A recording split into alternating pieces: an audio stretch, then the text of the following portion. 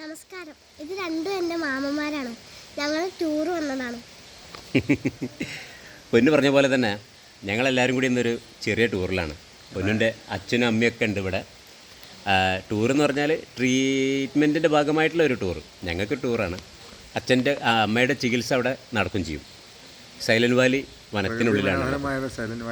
പ്രകൃതി മനോഹരമായ സൈലൻറ്റ് വാലിയിലാണുള്ളത്, അട്ടപ്പാടിയിൽ.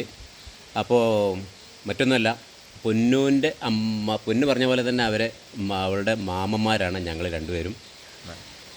4 വർഷമായി പൊന്നൂനെ ഇങ്ങനെ ചേർത്ത് പിടിക്കാൻ തുടങ്ങിയിട്ട്. അന്ന് പൊന്നു ചെറിയ കുട്ടിയാണെന്ന് ഇല്ല പൊന്നോ, അന്ന് ചെറിയ കുട്ടിയാണ്.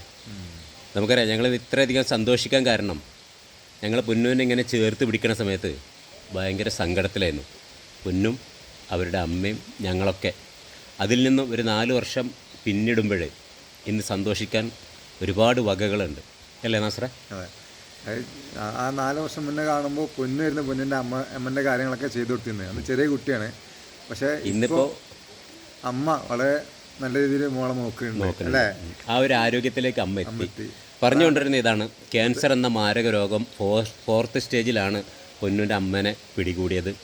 ആ സമയത്ത് ഒരു വഴിയില്ലാതായപ്പോൾ, ശരിക്കും പറഞ്ഞാൽ അന്ന് ഓപ്പറേഷൻ ചെയ്താൽ പോലും രക്ഷപ്പെടില്ല എന്നുള്ളൊരു അവസ്ഥയിലേക്ക് ഡോക്ടർമാർ പറഞ്ഞ സമയത്താണ് നമ്മളിങ്ങനെ ഇനി എന്ത് ചെയ്യും എന്ന് ആലോചിക്കുന്ന സമയത്താണ് ഇങ്ങനെ ഒരു ദൈവം പ്രത്യക്ഷപ്പെട്ടത് എന്ന് തന്നെ പറയാം. എന്തായാലും ഇവിടുത്തെ ഈ ഒരു ആദിവാസി ട്രൈബൽ ട്രീറ്റ്മെൻറ്റിലൂടെ അവർക്കിന്ന് 90% അസുഖം ഭേദപ്പെട്ടു, നല്ല ആരോഗ്യത്തോടെ ഇരിക്കണം. അതിന് നന്ദിയും കടപ്പാടൊക്കെ ആ ഡോക്ടറെ ഒരുപാട് തവണ അറിയിച്ചിട്ടുണ്ട്. മാത്രമല്ല, ഞങ്ങളുടെ ഇടപെടൽ മൂലം ട്രീറ്റ്മെൻറ്റ് പൂർണ്ണമായിട്ടും സൗജന്യമായിട്ടാണ് പൊന്നൂൻ്റെ അമ്മയ്ക്ക് ഡോക്ടർ നൽകിക്കൊണ്ടിരിക്കുന്നത്. മരുന്നുകളൊക്കെ ഏകദേശം മന്ത്ലി 7000 രൂപയോളം ചിലവ് വരുന്ന ആ മരുന്നുകളൊക്കെ ഫ്രീ ആയിട്ട് തരുന്നുണ്ട്. ഈ കാര്യങ്ങളൊക്കെ ഞങ്ങൾ അവരോട് പറഞ്ഞപ്പം ചെയ്തു തന്നതാണ്. 4 വർഷത്തിനുള്ളിൽ ചികിത്സക്ക് ഒരു പൈസ ഇല്ലാത്തൊരു ചികിത്സ മുടങ്ങിയിട്ടില്ല. ഇല്ല, ഒരു ട്രീറ്റ്മെൻറ്റ് അവർക്ക് മുടങ്ങിയിട്ടില്ല. പിന്നെ ക്യാൻസർ ആണല്ലോ, അത് എവിടുന്ന് മാറുമെന്ന് പറയാൻ പറ്റില്ല. എന്തായാലും ഇവിടുന്ന് അവരിപ്പം നല്ല പൂർണ്ണ ആരോഗ്യത്തോടെ ഇരിക്കുന്നുണ്ട്. 90% മാറിയിട്ടുണ്ട്. ഇനി വേണ്ടത് പൊന്നൂനൊരു വീട് വേണം. ഇപ്പം വാടക വീട്ടിലാണ് താമസം. അപ്പോൾ ആ വീടിന് വേണ്ട സ്ഥലം കാര്യങ്ങളൊക്കെ ഏകദേശം റെഡി ആയിട്ടുണ്ട്. ഇനി ഒരാഴ്ചനുള്ളിൽ അതിൻ്റെ രജിസ്ട്രേഷൻ നടക്കും. അത് കഴിഞ്ഞാൽ അവിടെ ഇൻഷാ അല്ലാഹ് നല്ലൊരു വീട് വെക്കണം. ആ വീടിന് എന്താ പേരിട പൊന്നോ? ലയ എന്നിട്ടാലോ?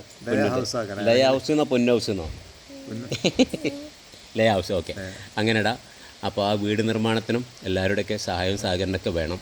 തീർച്ചയായിട്ടും ഈ ചേർത്ത് പിടിക്കൽ നല്ലൊരു, എന്താ പറയുക, നമ്മുടെ ജീവിതത്തിൽ വല്ലാത്തൊരു അനുഭവം, അല്ലേ?